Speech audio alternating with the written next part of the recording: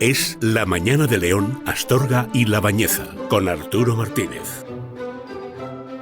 Bueno, pues vamos a abordar hoy en Es la Mañana de León un tema pues nos preocupa bastante, es el futuro del periodismo en España. Y yo escribía ahora a mano con el bolígrafo dos palabras, dos términos. Uno es integridad y otro es ética. Y añadiría, ahora mismo se me acaba de ocurrir, responsabilidad. Y es que el periodismo está en un periodo de transformación, pues como todos los campos profesionales, ¿no? Con estos tiempos se debe a la digitalización. Y esto, a priori, no debería ser malo. De hecho, podríamos decir que en algunos casos existe ciertas ventajas que dotan a las profesiones de posibilidades de hacer cosas que antes eran impensables, ¿no? Con el avance de la técnica y la digitalización. Pero en algunos casos puede existir cierta crisis, sobre todo en medios que quieren mantener ese devenir tradicional, y en varios medios tradicionales se advierten crisis que lógicamente se irá superando con el tiempo, ¿no? Pero el periodismo puede avanzar, pero nunca perder esa esencia como estamento democrático para facilitar la información contrastada al ciudadano. Ese es el sentido del periodismo y del periodista, para frenar precisamente los abusos de poder que pudieran darse desde puestos o desde cargos privilegiados. También ese es uno de los cometidos del periodismo, ¿no? Puesta en conocimiento de la información, pero también la denuncia social, pues como lo es el Poder Judicial. El Poder Judicial está para frenar abusos, poner frenos a conductas que puedan ser delictivas o abusivas. De hecho, uno de los primeros pasos para abrir a veces una investigación formal en ocasiones puede venir de un trabajo fantástico de investigación periodística. Pero lo preocupante, lo que nos preocupa en toda esta cuestión de actualidad es cuando el poder o el que ostenta ciertas posiciones de poder quiere evolucionar hacia un poder absoluto, hacia un control absoluto, y utilizar las instituciones o los estamentos de un país para controlar cada una de sus acciones. Pues ¿cómo? Colocando a la cabeza de estas instituciones o de estos poderes a personas afines. Y esto puede chocar directamente con el conflicto de intereses. Esas personas jamás deberían ocupar estos puestos de responsabilidad porque tienen intereses que van al lado de esa persona que pueda ostentar el poder, ¿no? ¿Qué está ocurriendo en la Fiscalía General del Estado? Es una pregunta que yo lanzo al aire. ¿Qué está ocurriendo en el Tribunal Constitucional? ¿Qué está ocurriendo en Hacienda, en las delegaciones de Hacienda? ¿Qué está ocurriendo en agencias de comunicación? ¿Qué está ocurriendo en medios públicos o incluso en medios privados? ¿Quiénes dirigen desde un tiempo a esta parte estos estamentos, estas instituciones y estas empresas? ¿Quiénes los están dirigiendo? ¿Son afines? ¿Tienen algún tipo de interés? ¿O son amigos de alguien? Esto nos lo debemos preguntar. Y yo creo que con acierto, y por este motivo, los colegios profesionales de periodistas, que están haciendo un trabajo excelente y que nos representan a todos, advierten de ciertos peligros que pueden ocurrir cuando no se cuenta, además, con este colectivo que de alguna manera, y de una manera además muy razonada, vela por los intereses no solamente de los periodistas, sino por ese ejercicio de responsabilidad, ¿no? Pues que están viendo que se van a fabricar leyes por cuestiones que han sucedido recientemente que modifican de una manera sustancial el trabajo de los periodistas, pero sin contar con este colectivo. Pedro Lechuga, ¿qué tal? ¿Cómo estás? Muy buenos días. Muy buenos días. Tú eres decano del Colegio Profesional de Periodistas de Castilla y León. Y hace tiempo, cuando escuchábamos que iban a aprobar una ley que de alguna manera iba a velar, o la camuflaban diciendo que era una ley de publicidad institucional o de regeneración democrática, veías que en esa ley se iban a meter cuestiones que tenían que ver también con quizá la libertad de prensa. Pero para todo ello no se contaba con vosotros. Ayer, en el Congreso de los Diputados, parece que se dio un paso atrás y no se aprobó, no se ha publicado hoy nada en el BOE que tenga que ver con esta ley.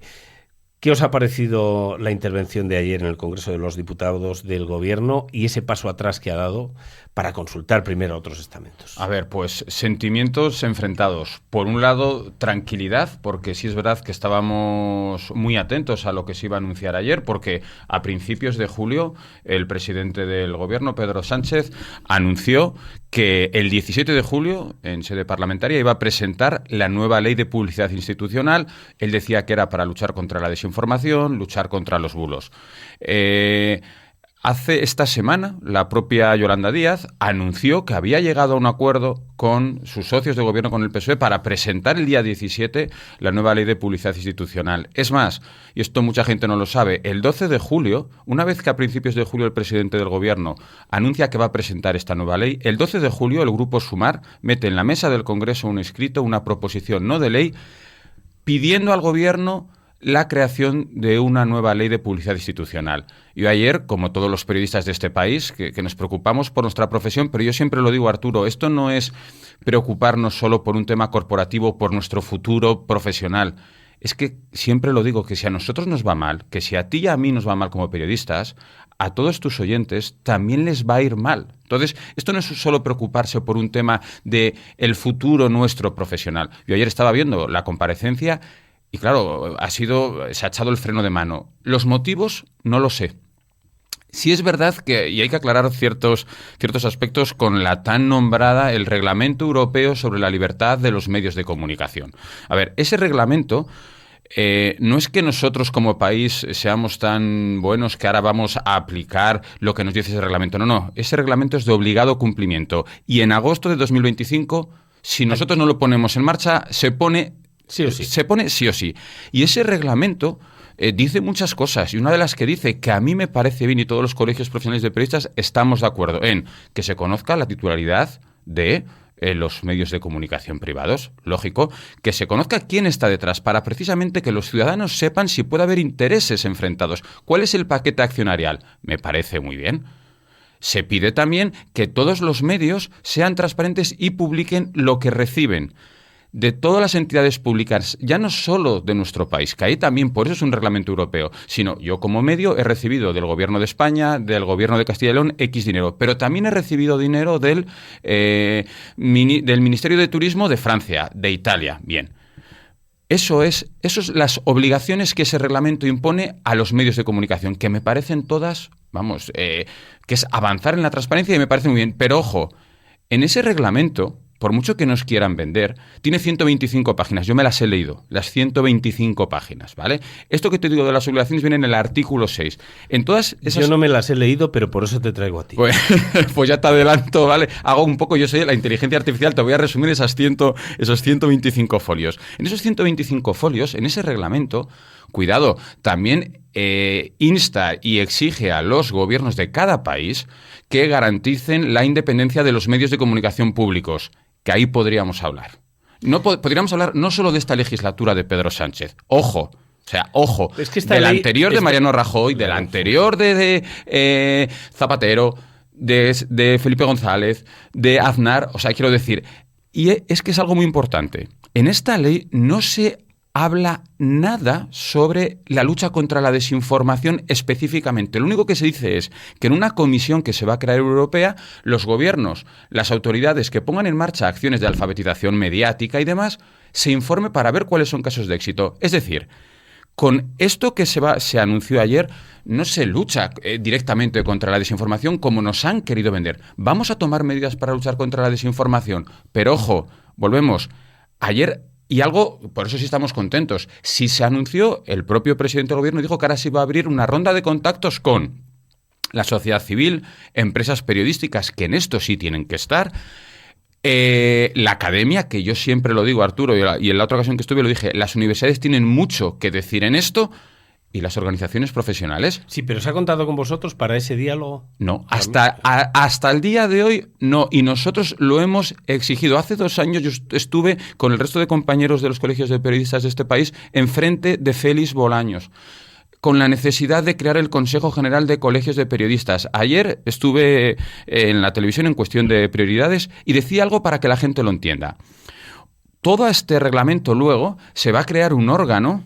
Y en la proposición no de ley presentada por Sumar se dice que se tiene que crear un órgano de autorregulación o de corregulación que vigile todo lo que se haga en la lucha contra la desinformación, en la publicidad institucional. Pregunta del millón. Una vez más, ¿quiénes van a decidir ¿Quién forma ese órgano de autorregulación? Vamos a permitir, ¿Quién lo dirige? Vamos a permitir que otra vez sean los políticos. La solución la tiene este gobierno y la tenía el anterior desde hace muchísimos años.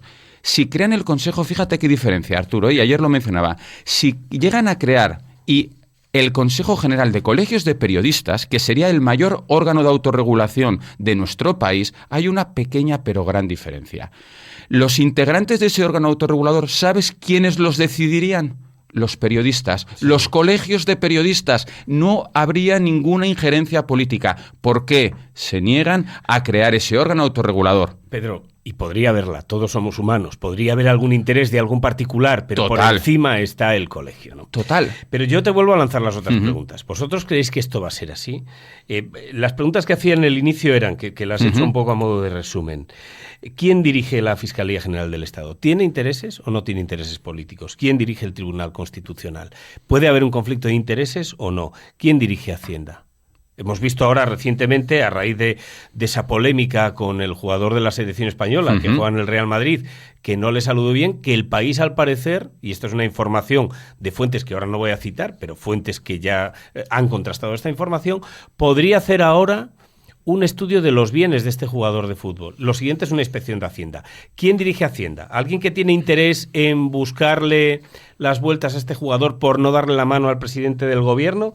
Sigo adelante. Agencias de comunicación, F. En el caso de F, por ejemplo, a ver, en esto, en todo en la vida, ¿vale? Decir? En todo en la vida, Arturo, hay que serlo y parecerlo. Sí. Y en todo en la vida, si queremos vivir en una sociedad democráticamente sana, no solo nos podemos basar en la legalidad, nos tenemos que basar en la legalidad y en la ética, porque hay actuaciones que son legales o alegales, pero que no son éticas. La integridad. En el caso de la agencia EFE, a mí, personalmente, que en el caso de Miguel Ángel Oliver, un compañero nuestro, a mí no me parece ético que una persona que ha tenido un cargo político como secretario de Estado en un gobierno, me da lo mismo que fuera del PSOE, que fuera del PP, me da lo mismo.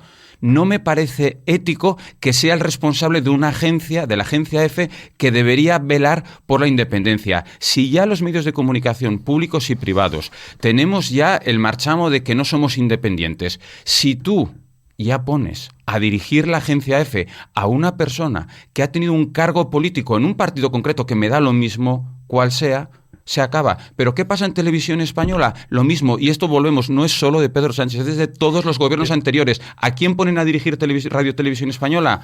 A uno de los suyos. ¿Por qué no dejan que se elijan los propios funcionarios, los propios trabajadores de Radio Televisión Española, que elijan a sus responsables? Sí, tienes toda la razón, Pedro. Vamos, es que es de sentido común esto que estáis anunciando, o que pretendéis o que advertís, ¿no? Que es la independencia de los medios de comunicación, y que de una manera correcta, de una manera independiente, de una manera respetuosa, comprometida, de una manera que no ponga en duda ninguna cuestión de ética o integridad del medio de comunicación, se dé la información y contrastada, independientemente de que se pueda colar o no alguno. Que todos nos equivocamos, también, ¿eh? Bueno, y a ese es el que hay que vigilar, claro, si tiene algún tipo de conflicto de intereses. Pero este es el problema. Yo lo que digo es que estamos viendo que por un gesto de un jugador de fútbol que estuvo con el presidente del gobierno durante horas, en un momento dado, después de darse la mano 400 veces, le da la mano porque está cansado ya, y esto se advierte como algo que tiene que ver con la ética del deporte y tal, y además ya hay una investigación de un medio afín, que es que lo estamos viendo, es que yo le veo las orejitas al lobo. Se pone en marcha un proceso de investigación para conocer el patrimonio de este jugador. A mí ya es que me preocupa la independencia de los medios. Y es como sociedad, esto por ejemplo en el caso de la selección española, pero ya no solo con los saludos en Moncloa, sino con todo lo anterior, de verdad deberíamos detenernos un poco como sociedad, ¿eh? Esto ya no es como decano del colegio, como sociedad.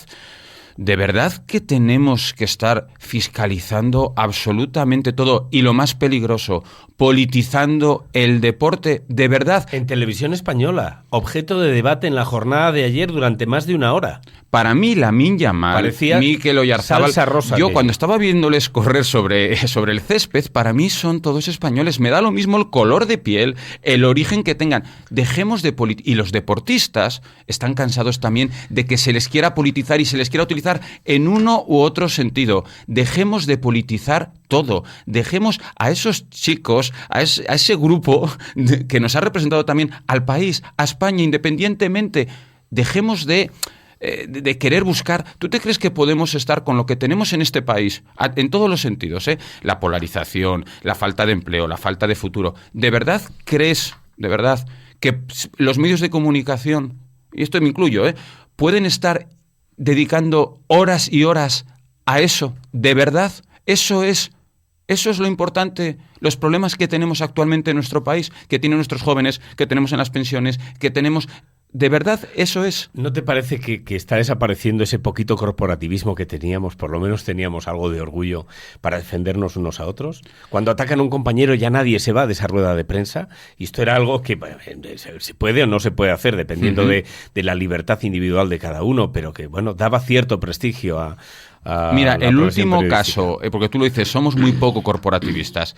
El único caso en los años, de aquí a 3, 4 años, en que todos los periodistas de este país nos hemos unido, todas las organizaciones profesionales nos hemos unido, ha ocurrido hace escasamente un mes, que es para denunciar que el periodista español Pablo González lleva a día de hoy 30 meses en Polonia, en la cárcel, en prisión preventiva.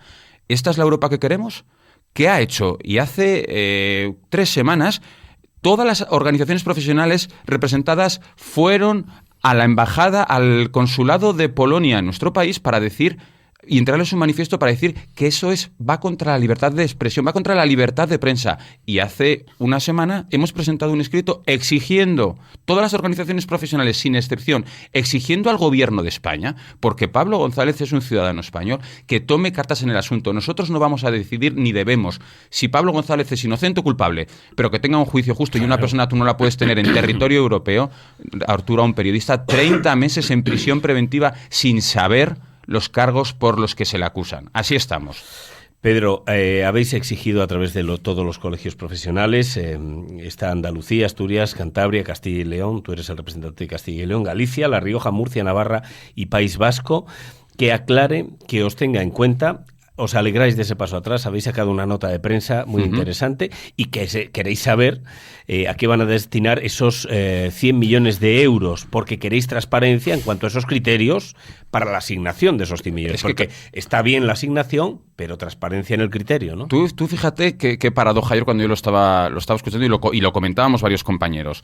Se está diciendo, y me parece mal hecho, se está criminalizando a los medios digitales como que son, digamos, la máquina del fango, que generan bulos, que se quiere limitar la publicidad institucional para, digamos, cerrar el grifo a esos medios y evitar que puedan seguir haciendo una mala praxis, y ese mismo día dices que presentas 100 millones, que es un caramelo, Arturo, 100 millones para la ayuda a la digitalización de los medios. A ver, toda la ayuda que reciban los medios, Arturo, bienvenida sea, pero eso sí, exigimos transparencia y que digan bajo qué requisitos, y eso sí, y que sea público y notorio qué cantidad recibe cada medio y en virtud de qué, porque resulta que si estamos diciendo que me parece bien que soportes, canales que no son medios de comunicación no reciban dinero público, que estamos de acuerdo, pero ahora resulta que presentas 100 millones para ayudar a la digitalización de los medios. Me parece fabuloso,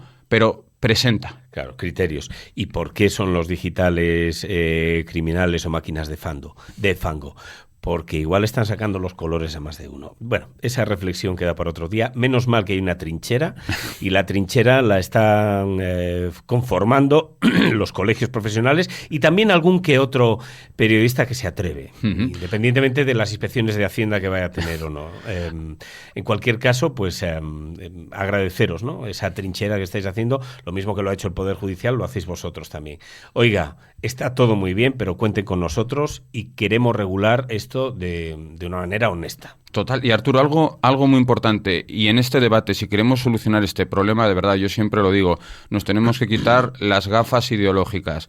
Los colegios de periodistas somos entidades que no tenemos ideología, que no tenemos línea editorial. Y ahora mismo, cuando estamos hablando del gobierno de Pedro Sánchez, es porque quien está gobernando. Cuando hablemos de las cosas que se hacen mal en Castilla y León, hablaremos del gobierno gobernado por el PP. Es decir, que aquí nadie quiera buscar una intención política, no. Y algo también muy importante, y que hoy leyendo con una ayer lo decía en la televisión y hoy leyendo una compañera, una profesora de Derecho de la Universidad de Complutense, vamos también a intentar desquitar o destapar ese bulo sobre los bulos. Es decir, la desinformación, Arturo, no entiende, y me lo habrás escuchado muchas veces, la desinformación no entiende de ideologías. Viene de todos lados y de todas partes. Es decir, si queremos luchar contra la desinformación, lo tenemos que hacer desde un punto de vista global y no diciendo que la desinformación solo viene de la extrema derecha o de la extrema izquierda.